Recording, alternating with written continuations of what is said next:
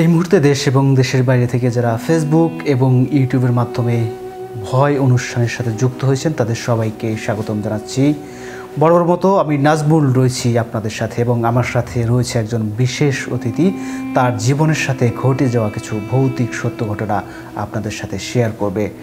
আজকে আমাদের সাথে রয়েছে সেই শুধু চট্টগ্রাম থেকে কিন্তু তিনি এসেছেন মুন্না ভাই। তিনি তার জীবনের সাথে ঘটে যাওয়া বেশ কিছু ভৌতিক ঘটনা তিনি কিন্তু আপনাদের সাথে শেয়ার করবেন। আশা করছি পুরো অনুষ্ঠান জুড়ে আপনারা আমাদের সাথে থাকবেন। আমরা আর কথা না বাড়িয়ে সরাসরি চলে যাব মুন্না ভাইয়ের কাছে। আসসালামু আলাইকুম মুন্না ভাই, কেমন আছেন? আলহামদুলিল্লাহ আছি ভালো, আপনি কেমন আছেন? এই তো আলহামদুলিল্লাহ। আপনি তো সেই চট্টগ্রাম থেকে আজকে আমাদের দর্শকদের জন্য আপনার জীবনের সাথে ঘটে যাওয়া কিছু সত্য ঘটনা শোনাবেন বলছিলেন। তো প্রথমেই আপনি কোন ঘটনাটা শোনাবেন? আপনার কাছে তো বেশ কিছু ঘটনা রয়েছে এবং সেগুলো একেবারে সত্য ঘটনা এবং আপনার নিজের সাথে ঘটে গিয়েছে সেই সব ঘটনাগুলো। আপনি কোন ঘটনা দিয়ে আজকে শুরু করবেন? আমার জীবনে আসলে ঘটনা বলতে, যখন আমি আমার বয়স যখন 12 বছর, পড়াশোনা করতাম, পড়াশোনা যেতাম। তারপর আমাদের পিছনে বাড়ির পিছনে বিল ছিল, তখন তো খাল বিল থাকতো, বিল ছিল। হ্যাঁ, তখন আমি স্কুলে যেতাম। স্কুলে যখন যেতাম স্কুলও ফাঁকিও দিতাম। আচ্ছা, ফাঁকি দেওয়ার পর একটা পুকুর ছিল। আচ্ছা, ফাঁকি দিয়ে সেখানে খেলাধুলা করতেন নাকি? জি, খেলাধুলা করতাম, কিন্তু কিশোর বয়সে যে সম্ভবত সবার সাথে এই ধরনের ঘটনা ঘটে আর কি। ফাঁকি দিতাম, পড়াশোনা বেশি ফাঁকি দিতাম। ফাঁকি দেওয়ার পর তারপর দুপুর 12টায় আমার যে ঘটনাটা হলো দুপুর 12টায়, দিনের বেলায়। হ্যাঁ, দিনের বেলায় ঘটনাটা আমি যখন সবাই তো বন্ধুরা মিলে গোসল করতো, তো আমিও দিনের বেলায় গোসল করতাম। পুকুরে গেলাম, হ্যাঁ পুকুরে গেলাম। তখন নতুন পুকুর ভরাট করতেছে আর কি। আচ্ছা, গেলাম 12টার দিকে, সবাই কিন্তু উলঙ্গ টাইপের, আমরা ছোট বাচ্চা সবাই তো তখন, আমরাও এক সময় এরকম করেছি, সবার জীবনে সবাই পুকুরে ঝাঁপ দিচ্ছে, সবাই পুকুরে ঝাঁপ দিচ্ছে। তো আমি যাচ্ছি, বই তো রাখলাম স্কুল ফাঁকি দিয়ে। তো আমার আচ্ছা, আপনি কি স্কুলে যাননি? স্কুলে না যে আপনি লুকিয়ে ওখানে গোসল করতে আসছেন? হ্যাঁ, গোসল করতে। এবং আপনি বাড়ির থেকে ঠিকই বই নিয়ে বের হয়েছিলেন? হ্যাঁ, ঠিক নিয়ে বের হলাম। তারপর একটা গাছ দেখলাম, এটা সুপারি গাছ। সুপারি গাছ, হ্যাঁ, 12টার দিকে কি যেন একটা দেখলাম, পরি টাইপের। আমি তেমন পাত্তাও দিই নাই, গাছের মধ্যে দেখলেন? গাছের মধ্যে পরি দেখলাম। কিরকম ছিল আপনার কি মনে আছে? হ্যাঁ, মনে আছে। এটা হলো ফর্সা, তারপর দুইটা পাত ছিল আর কি। আমাকে দেখে হাসছে, আমি ততটুক পাত্তা দিই। স্পষ্ট দেখলেন? এটা স্পষ্ট দেখলাম। ওখানে কি যে আপনাদের বন্ধুরা ওরাও কি ওখানে গোসল করছিল ওই সময় যখন আপনি এই জিনিসটা দেখলেন? হ্যাঁ, ওরা গোসল সবাই ছিল? সবাই ছিল একদম। একমাত্র আপনার নজরে এই জিনিসটা আমার নজরে ছিল। আচ্ছা, আমি তো দেখতে তো তখন ছোটবেলায় একটু হলুদ টাইপের ছিলাম। আচ্ছা, আপনি যে এই যে গাছের মধ্যে এই যে পরীর মতো একটা সাদা কাপড় পরা ছিল অবশ্যই, এবং তার দুটি ডানা, এবং দেখতে অনেক সুন্দর, তো তখন আপনি আপনার দিকে তাকিয়েছিল কি জিনিসটা? আমার দিকে থাকাই, তারপর মুচকে একটা হাসি দিল। আমি তেমন পাত্তা দিলাম না। আমার ভয় পেলেন না? আপনার মধ্যে ভয়? না, আমি ভয় পেলাম না, সত্যি কথা। আচ্ছা, কেমন জানি একটা লাগলো। তারপর পুকুরে গোসল করতেছি। গোসল করলেন? পুকুরটা হলো বলতো চট্টগ্রাম ভাষা বলতো ইসলামী পুকুর, বলতো ইসলামী পুকুর। হ্যাঁ, ইসলামী পুকুর। আচ্ছা, চট্টগ্রাম ভাষা বলতো ইসলামী পুকুর, আমাদের চট্টগ্রাম ভাষা বলে। আচ্ছা, ইসলামী পুকুর নতুন একটা পুকুর করলো, সবাই আকর্ষণ, সুন্দর। নতুন পুকুর করলে তো ওখানে সবাই গোসল করতে যায়। এবং বিল ছিল, মাছ ধরতো। তারপর নতুন পুকুরের পানিগুলো একটু সুন্দর থাকে। তারপর যেগুলো বিল যেটা ছিল এটা ভরাট করতেছে। তারপর আমি গেলাম, গোসল করলাম। গোসলের পর দেখি আমার কেমন জানি রাতে স্বপ্ন দেখতাম আমি।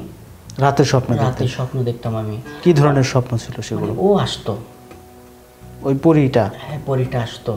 পরীটা এসে তারপর আসতো, এমন ভাবে আসতো, পুরো বাতাস হইচই একটা করতো। শুধু যেভাবে আসতো শুধু আমি শুনি, আর কেউ শুনে না। আপনি একমাত্র অনুভব করতে পারতেছেন? আপনার পরিবারের কেউ জানতো না বিষয়টা? প্রথমে জানতো না। আচ্ছা, প্রথমে জানতো প্রথম দিন যে আপনার কাছে যখন আসলো পরীটা, সেই দিন আসলে অনুভূতিটা কেমন ছিল আপনার? যখন আসলো তখন অনুভূতি বলতে লাগতেছে আমি স্বপ্ন আপনি ভাবতেছেন আপনি স্বপ্নের ঘরে আছেন, স্বপ্ন দেখছেন? হ্যাঁ, স্বপ্নের ঘরে আছি, লাগতেছে আমি পড়ে যাচ্ছি, মানে কোথায় একটা 20 তলা বিল্ডিং এর নিচে পড়ে যাচ্ছি, মানে আমার এরকম লাগতেছে। আচ্ছা। কিন্তু ও আসলে আমি বুঝি। মানে প্রথম বুঝতাম না, 2-3 বার পর মানে আমি বুঝি। প্রথম আমি যখন হয় রাতের 12টার দিকে, তখন না আমি বেহোশ, মানে মানে আপনি যে তখন তো কিশোর বয়স আপনার, তখন কি আপনি একা ঘরেই ঘুমাতেন না আপনার পরিবারের সাথে ঘুমাতেন? আমি আমার আম্মুর সাথে ঘুমাতাম। আপনার আম্মুর সাথে ঘুমানো থাকা সত্ত্বেও আপনার ওর কাছে ওইটা আসতো? হ্যাঁ, আসতো। আচ্ছা।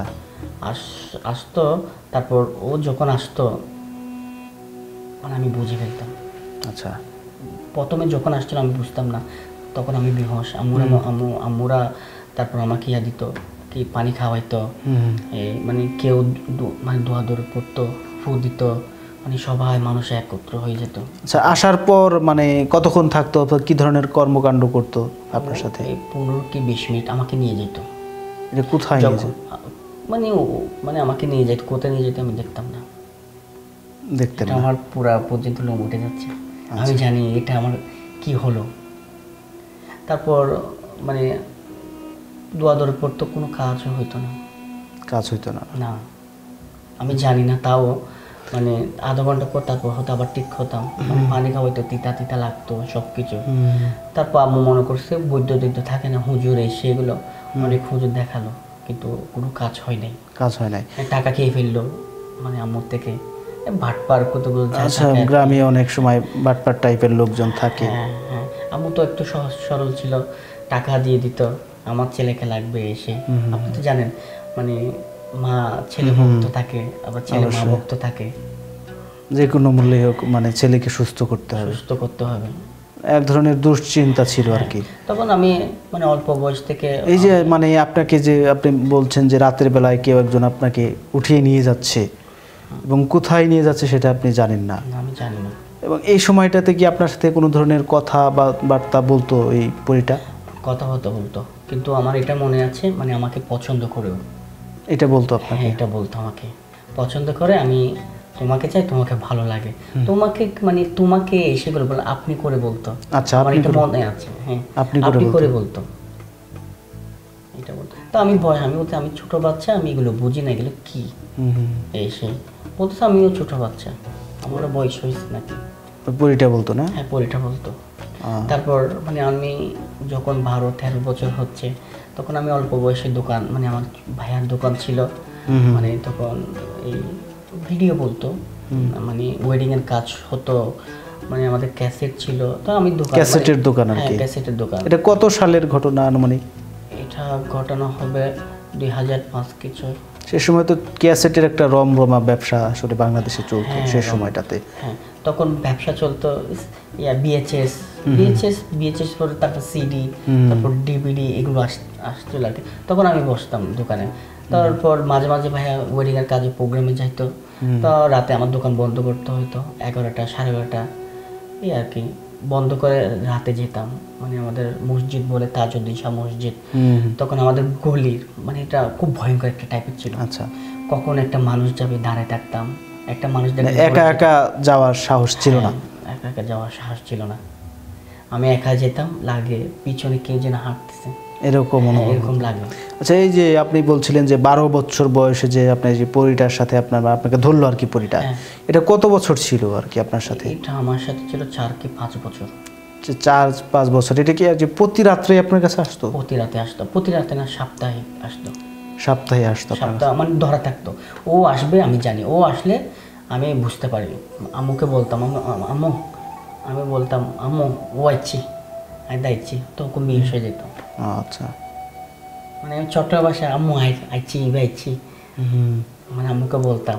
তখনকার যখন আসতো তখনকার মানে আপনার ওই রাত 12টার দিকে, মধ্যরাতের দিকে তো আসতো? মধ্যরাতের দিকে আসতো। তখন মানে পরিবেশটা কিরকম থাকতো আর কি? পরিবেশটা আসলে ভয়ঙ্কর টাইপের ছিল তখন, একটা ঝিম ঝিম ঝিম ঝিম ঝিম ঝিম একটা আওয়াজ, ঝিমঝিম আওয়াজ। তখন তো ধরেন লোডশেডিং এর তো তখন ঠিক নেই, কারেন্ট গেলে আধা ঘন্টা থাকলে তারপর 8 ঘন্টার পর রাতও আসে না, এমন একটা অবস্থা, গুটগুটে অন্ধকার। হ্যাঁ, তখন তো হারিকেনও কাজ করতো না, আবার মোমবাতি দিয়ে কতক্ষণ পড়াশোনা করতাম, জীবনে একটা ভয়। তারপর ভাই আরেকটা, আচ্ছা, এইটা তারপরে যে 4-5 বছর থাকলো, সেটা আপনার কাছ থেকে মানে ছাড়লো কিভাবে? এটা তো যারা পরেই দিয়ে আসলে যদি কারো ধরে, কাউকে যদি আচ্ছা, পছন্দ হয়, আসলে সেটা তো আসলে এর ফাঁকে আমি- কোনোভাবেই তো আসলে আমরা যেটা দেখেছি ছাড়ানোটা খুবই কষ্টকর হয়ে যায়।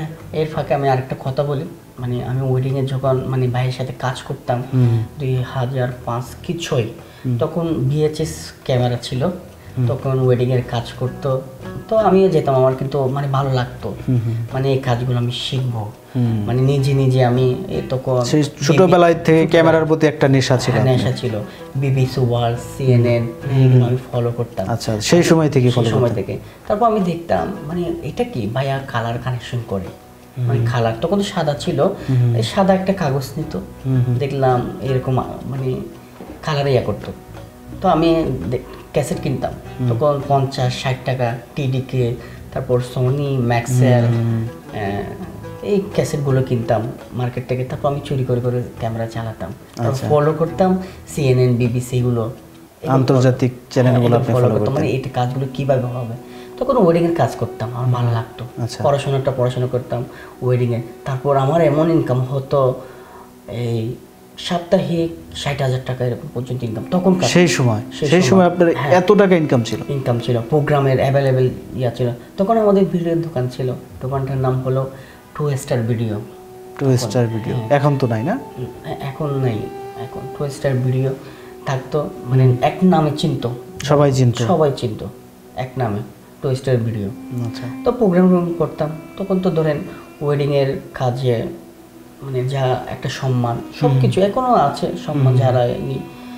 তারপর রাতে 2টার দিকে 3টার দিকে আসতাম, একাই আসতেন? একা, মাঝে মাঝে আমার লাইটম্যান থাকতো, তখন একজন সহকারী থাকতো, লাইটম্যান ছিল।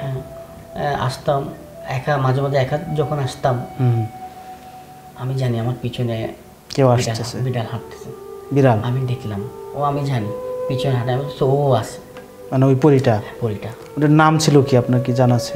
আমার জানা নেই আসলে, ভুলে পরিটা, গেছে। হ্যাঁ, ও থাকলে আমার মানে কোনো ভয় নেই, কোনো কিছু নেই, মানে ওই বিড়ালটা যখন আপনার সাথে আসতো তখন কোনো ভয় কাজ করতো না? ভয় কাজ করতো না। ও আমাকে মানে ঘর পর্যন্ত দিয়ে আসতো, তখন আম্মুকে ডাকতাম, মানে আম্মু দরজা খুলেন, আম্মু দরজা খুলে, আমি আসছি, মা খুলে দিত, আর তখন কি বিড়ালটা চলে যেত? বিড়ালটা চলে যেত। আচ্ছা, তারপরে এই যে এই পরীর হাত থেকে আপনি মুক্তি পেলেন, আপনার তো কোনো ক্ষতি করে নাই? না, আমার বলতে ক্ষতি করে নাই, এটা কিন্তু সত্যি ক্ষতি করে নাই। আমি অনেক বৌদ্ধ দেখালাম, বৌদ্ধ মানে কোনো কাজ হয় নাই, হুজুরকে দেখাইলাম, কোনো কাজ হয় নাই, তো আমি একটা সন্ধান পেলাম রাঙ্গামাটি। রাঙ্গামাটি কি বলে, মগাছড়ি পাহাড়ে, একদম পাহাড়ে গেলাম আমি, হেঁটে হেঁটে হেঁটে হেঁটে আমি গেলাম, আমার একটা ফ্রেন্ড গেল, মানে একটা ফুফাতো ভাই, তারপর একটা ভাই গেল, যাই 3জন গেলাম আমরা, এখানে গেলাম প্রায় আমরা 4টা কি 5টার দিকে গেলাম, তখন সন্ধ্যা হয়ে যাচ্ছে, যাওয়ার পর বৌদ্ধ বলল, তখন আমার নাম নিল, বাবার নাম নিল, মায়ের নাম নিল, নেওয়ার পর বলল, আচ্ছা একটু দাঁড়ান, আমাকে 10-15 মিনিট সময় দেন, আপনারা কিছু করেন না। যাক, ও মেহমানদের করলো অনেক, দেওয়ার পর ও বললো, তোমার অবস্থা তো খুবই ভালো, এখন তো মানে পরি যা আছে এগুলো তো পাওয়া যায় না, ভাগ্যের ব্যাপার। আচ্ছা, ভালো একটা পরি ছিল?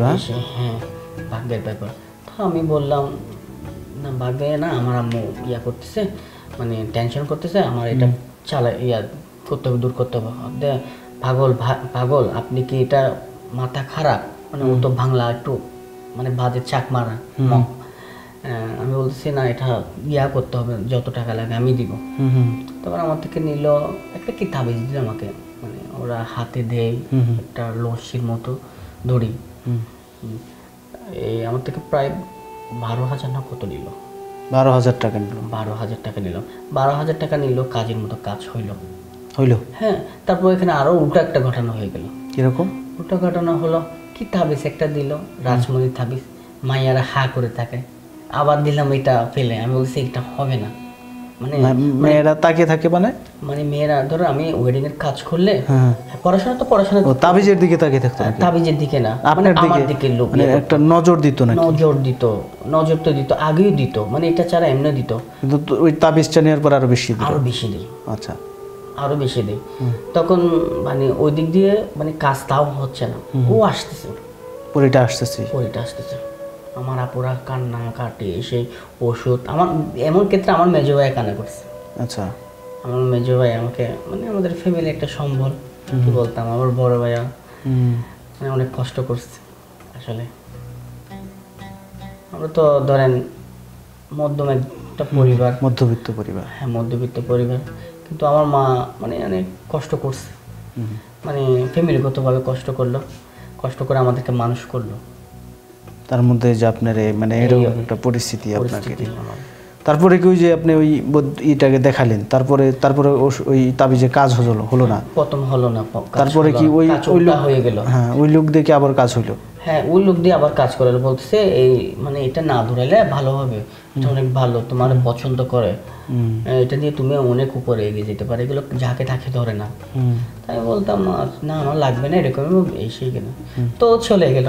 তো কাকে বলতে পারতাম না, মন খারাপ, মানে আমার নিজেরও মন খারাপ লাগতো, মানে যখন পরিটা চলে গেল। মানে বুঝতাম, মানে তখন তো প্রেম ভালোবাসা এগুলো একদম বুঝতাম না, মানে পরিটা চলে গেল। তারপর আপনাকে কিছু বলে গেছিল যাওয়ার সময়?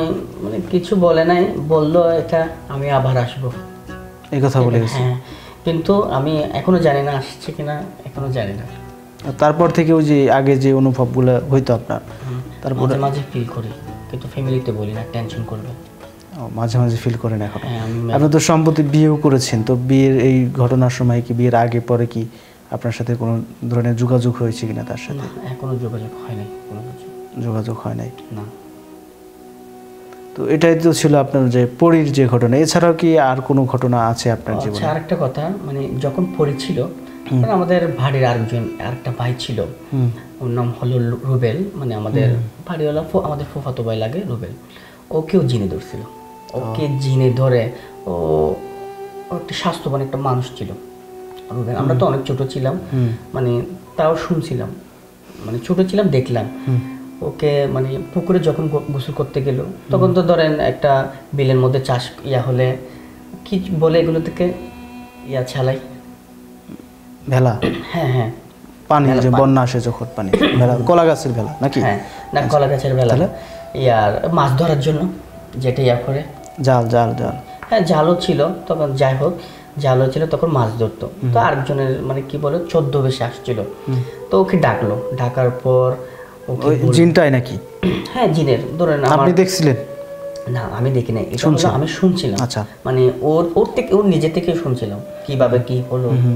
মাছ ধরতে গেছিল লোকটা না? সবাই ছিল তো, ওর 14 বেশি ধরে, তারপর ওকে মানে এখানে গর্তে মানে পা ধরে টেনে ফেললো। আচ্ছা, মানে আরো খাদের উপর উঠলো, উঠে ও তো বেহোশ এসে, তারপর বৈদ্যুত দিয়ে ঝাড়ালো, কোনো কিছু হইলো না, ও পুরো মানে প্যারালাইসের মতো হয়ে গেল। তাই প্যারালাইসের মতো হয়ে গেল। তো অনেক 4-5 বছর ছিল, তখন আমি ওর পাশে আসতাম, ও আমাকে দেখলে ভয় পাইতো। আচ্ছা, তখন ও আমার জিন ছিল, ওর কাছে জিন ছিল, আবার আমার পরিচিত ও দেখতো।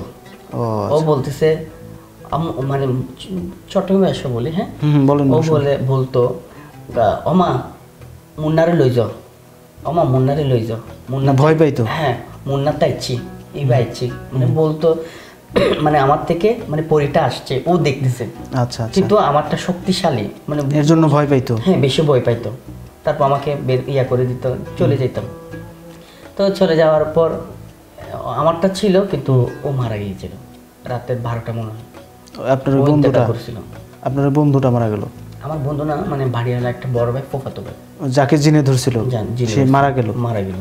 এই জিনটাই কি তাকে মেরে ফেললো নাকি? জিনটা মেরে ফেলছিল না? আচ্ছা, ওই যেদিন আপনি চলে আসলেন, সেদিনই কি মারা গেল? না, তখন হবে বছর খানিক পর মারা গেল আর কি, আমি ওইখানে যেতাম না তখন তার। আচ্ছা, তো এই ছিল আপনার জীবনের সাথে বাস্তব ঘটনা।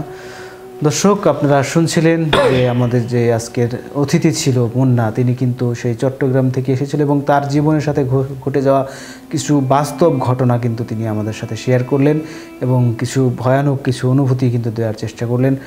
আপনাদের সাথেও যদি এরকম কোনো ঘটনা ঘটে থাকে, প্যারানর্মাল কোনো ঘটনা ঘটে থাকে আপনার জীবনে যদি থেকে থাকে, অথবা আপনি কারো কাছে শুনেছেন এবং আপনার চারপাশে যদি এরকম কোনো ঘটনা ঘটে থাকে এবং যদি কোনো ভৌতিক স্থান থেকে থাকে, সেই তথ্য কিন্তু আমাদের দিতে পারেন। আমরা কিন্তু সেই তথ্যগুলোর অনুসারে কিন্তু আপনার ঘটনাগুলো শুনবো, অথবা যে ভৌতিক স্থানগুলো রয়েছে সেখানে গিয়ে কিন্তু আমরা আমাদের ভয় টিম সেখানে যাব। পরবর্তীতে আবারও আপনাদের সাথে দেখা হবে অন্য কোনো অতিথি নিয়ে। সে পর্যন্ত ভালো থাকবেন, সুস্থ থাকবেন, অবশ্যই ভয় টিমের সাথে থাকবেন এবং স্বাধীনতা টিভির সাথে থাকবেন। ধন্যবাদ সবাইকে।